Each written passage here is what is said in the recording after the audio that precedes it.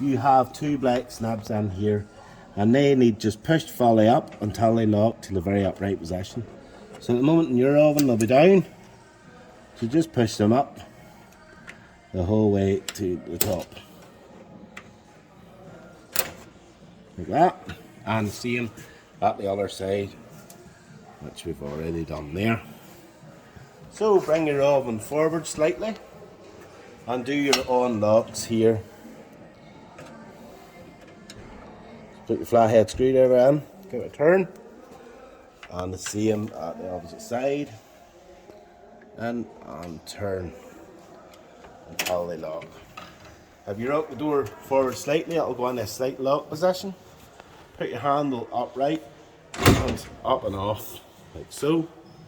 Then your door's ready to come apart, and there is silver snibs on each side of the oven door, and you just push in there, and the same on the other side, and that releases your glass door.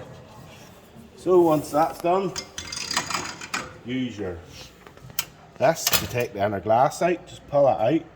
If you actually use the edge of that, it will actually grab in behind the back of the glass and give you grip to lift that out. So that can be all cleaned. Put back together again. Just repeating the same process. So in, pop that back in through the gap and lock it down in.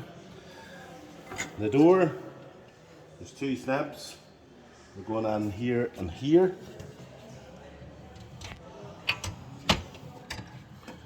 And then pushing down. Once we're putting the door back on again, lift the handle back up, offer the door onto the wheels.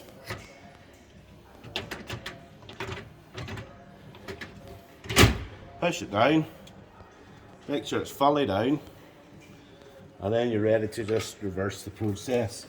So, locks back off, put the door on down in its rest position, bring it back up and closed, and then lock the snibs again. Just in here by pushing them downwards. And that's you.